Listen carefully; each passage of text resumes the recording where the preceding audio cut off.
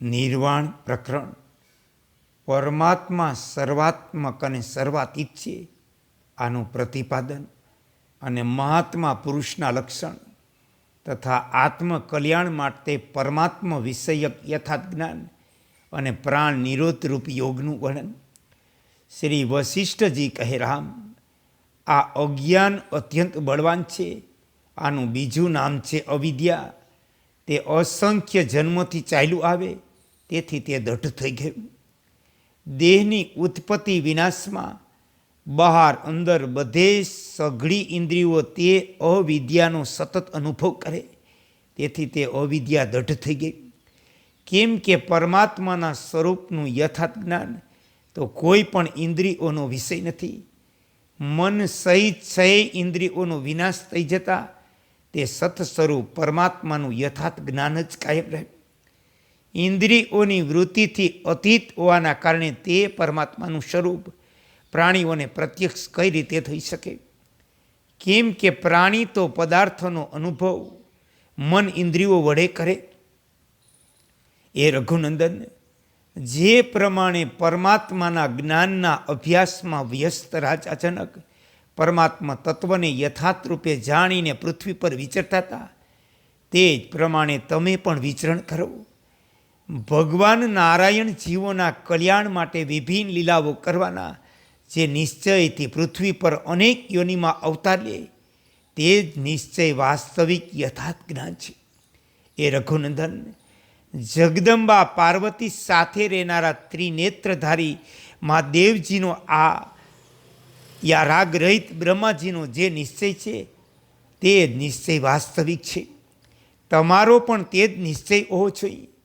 દેવગુરુ બૃહસ્પતિ, શુક્રાચાર્ય, સૂર્ય, ચંદ્રમા, વાયુ, અગ્નિ, મહામુનિ નારદ, મહર્ષિ પુલસત્ય, અંગીરા, પ્રચેતા, ભૃગુ, કૃતુ, અત્રિ, સુખદેવ તથા અન્ય જીવન મુક્ત બ્રહ્મર્ષિઓ અને રાજશ્રી મહાત્માઓનો તથા મારો પણ પરમાત્માના સ્વરૂપ વિશે જે નિશ્ચય છે, તે જ નિશ્ચય તમારો હોવો જોઈએ.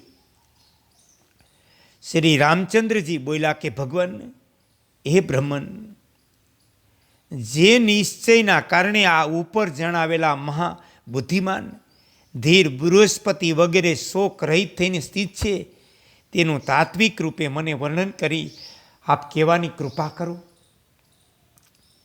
શ્રી વશિષ્ઠજીએ કહ્યું, સઘળાઈ જાણવા યોગ્ય પદાર્થોને યથાર્થ રીતે જાણનારા એ મહાબાહુ શ્રીરામ, જે તમે પૂછ્યું છે તેનો ઉત્તર સ્પષ્ટ રૂપે સાંભળો.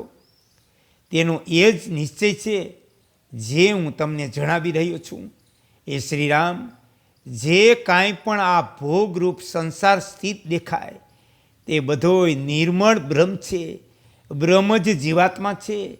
14 ભુવનો બ્રહ્મ છે. આકાશ વગેરે ભૂત પણ બ્રહ્મ છે. હું પણ બ્રહ્મ સ્વરૂપ છું. મારો શત્રુ પણ બ્રહ્મ સ્વરૂપ છે. સનિમિત્ર, બંધુ, બાંધવો બ્રહ્મ સ્વરૂપ છે. 3 કાળ પણ બ્રહ્મ સ્વરૂપ છે. કેમ કે તે બ્રહ્મા જ વિદ્વમાન છે. જેમ સમુદ્ર પોતે તરંગો રૂપે પ્રગટ થાય, તે જ પ્રમાણે આ સચ્ચિદાનંદ બ્રહ્મ પોતે જ પોતાનામાં સાંસારિક પદાર્થો સંપત્તિ રૂપે પ્રગટ થાય. નેત્ર દોષના કારણે આકાશમાં અસ્તિત્વ વિના વૃક્ષની પ્રતીતિ થાય. વાસ્તવમાં ત્યાં વૃક્ષ નથી. એ જ પ્રમાણે બ્રહ્મા જે રાગ, દેશ વગેરે દોષો ભ્રમથી પ્રતીત થાય, તે ખરેખર હોતા નથી. કેમ કે બધાય કલ્પના માત્ર છે, તેથી સંકલ્પનો અભાવ થતાં આમનો અભાવ થઈ જાય. જવું, આવવું વગેરે બધી જ ક્રિયાઓ પણ બ્રહ્મમાં થાય. કેમ કે બ્રહ્મ પોતાના સંકલ્પથી અદિતિ સુખ સ્વરૂપમાં સ્ફુરિત થાય. તેથી હું પણ બ્રહ્મથી અલગ નથી. કેમ કે ઘડો પણ બ્રહ્મ, વસ્ત્ર પણ બ્રહ્મ, હું પણ બ્રહ્મ. આ અસ્તિત્વ, આ વિસ્તરિત જગત પણ બ્રહ્મ સ્વરૂપ. તેથી અહીં બ્રહ્મના સિવાય મિથ્યા, રાગ, વૈરાગ્ય વગેરેની કલ્પના થઈ શકતી નથી. જે રીતે સોનાથી આભૂષણ અને જળથી તરંગ અલગ નથી, તે જ પ્રમાણે પ્રકૃતિ બ્રહ્મમાં મિથ્યા જ પ્રતીત થાય, તે બ્રહ્મથી ભિન્ન નથી. આ જીવાત્મા ચેતન છે, આ પદાર્થો જડ છે. આ પ્રકારનો મોહ અજ્ઞાનીને થાય, જ્ઞાનીને કદી થતો નથી. જેમ અંધ મનુષ્યને જગત અંધકારમય અને દૃષ્ટિવાળાને પ્રકાશ સ્વરૂપ દેખાય, તે જ પ્રમાણે અજ્ઞાનીને આ જગત દુઃખમય અને જ્ઞાનીને સચ્ચિદાનંદમય પ્રતીત થાય. સદા સર્વદા બધી રીતે એક રસ સ્થિત એવા વિજ્ઞાન આનંદન બ્રહ્મા ન કોઈ મરે ન કોઈ જીવે. જેમ માન સમુદ્રના મોજા ન જન્મે કે ન મરે, તેમ બ્રહ્મા પ્રાણીઓ ન જન્મે કે ન મરે. જેમ જળમાં તરંગો રૂપે પ્રચુર જળ જ છે, તેમ જગત રૂપે બ્રહ્મ સ્થિત છે. જેમ જળમાં જે બૂંદ, લહેર, ફીણ વગેરે બધું જળ સ્વરૂપ છે, તે જ પ્રમાણે બ્રહ્મમાં જે દેહ, મનના વ્યાપાર, દસ્ય, ક્ષય, ક્ષયનો અભાવ, ભાવ, રચના અને અર્થ છે, તે બધા બ્રહ્મ સ્વરૂપ છે. જેમ સોનામાંથી બનેલી આભૂષણોની જુદી જુદી આકૃતિ સોનાથી ભિન્ન હોતી નથી, તે જ પ્રમાણે બ્રહ્મથી ઉત્પન્ન થયેલી તમામ ચિત્ર વિચિત્ર દેહરૂપી આકૃતિ પણ બ્રહ્મથી ભિન્ન હોઈ શકતી નથી. અજ્ઞાનીઓને વ્યર્થ તેમાં દેતભાવ થાય. મન, બુદ્ધિ, અહંકાર, તન્માત્રાઓ, ઇન્દ્રિયો વગેરે બધું બ્રહ્મ સ્વરૂપ છે, તેનાથી અલગ નથી.